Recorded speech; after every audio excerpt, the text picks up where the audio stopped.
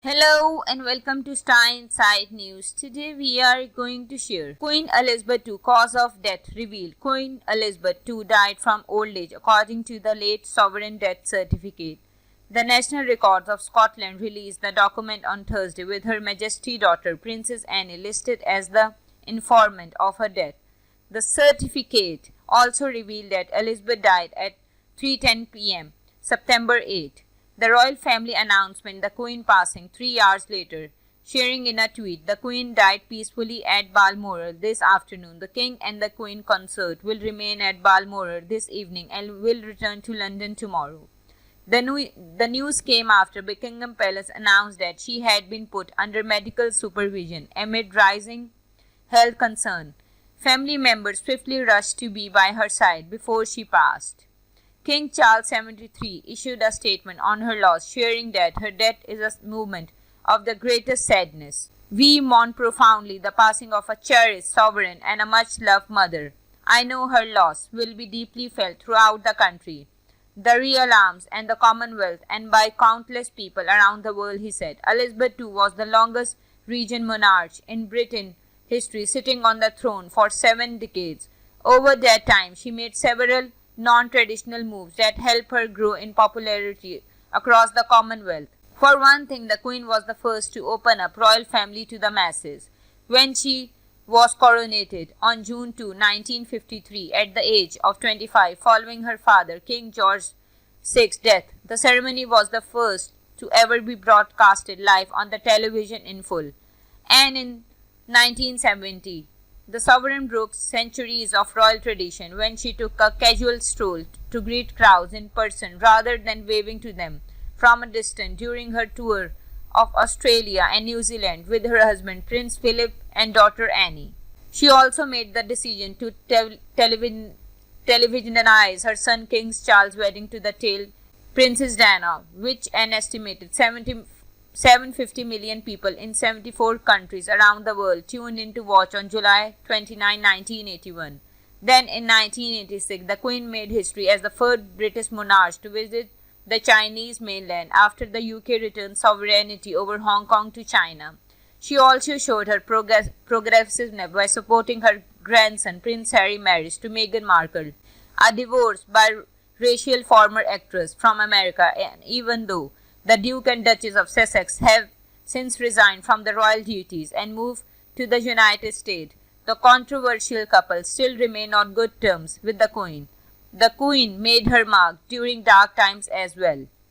She was highly criticized when she did not visit Wales after a mini disaster that killed 116 children and 28 adults in 1966.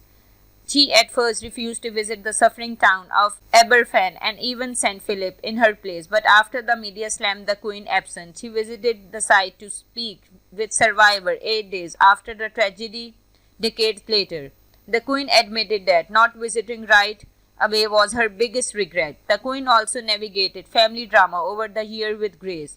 The royal family was rocked by scandal in 1992, which the Queen famously called her annus horribilis, Latin for horrible year. Her eldest son, and her apparent to the throne, Charles, engaged in an affair with Camilla Parker Bowles and ended up announcing his separation from Diana that year. The Queen's son, Prince Andrew, and his wife, Sarah Ferguson, also split that year. Later in 2019, Andrew had his royal duties revoked over his ties to late sex offender Jeffrey Epstein. Also in 1992, Her Royal Highness daughter Annie divorced her husband Mark Phillips, and a massive fire broke out in Windsor Castle, affecting more than 100 rooms. She had to comfort her country yet again after Diana's untimely death in a car crash in 1997, a year after the Princess of Wales finalized her divorce from Charles. Initially, the Queen did not address Diana's death, but she ended up giving a real television speech to the nation to mourn the mother of her grandchildren, Prince William and Prince Harry. In more recent years, the Queen grieved the loss of her husband of 73 years, Philip, who died at the age of 99 in April 2021. That October, she was seen using a cane for the first time in 17 years. during an event at Westminster Abbey, with an insider telling Page 6 that Her Majesty had it for her comfort. The Queen continued to raise health concerns after skipping subsequent royal engagement. She was hospitalized for a night in October 2021 and had to cancel a trip to Ireland after being advised to rest for medical reasons. While she was back to conducting her in-person royal duties that November, she worried fans again when she tested positive for COVID-19 in February 2022.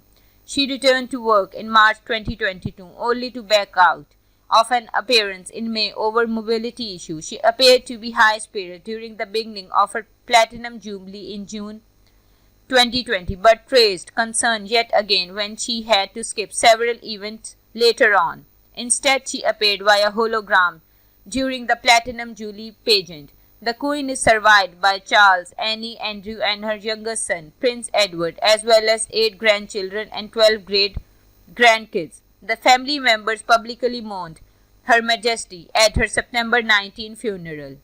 If you like the video, kindly like, comment, share and subscribe.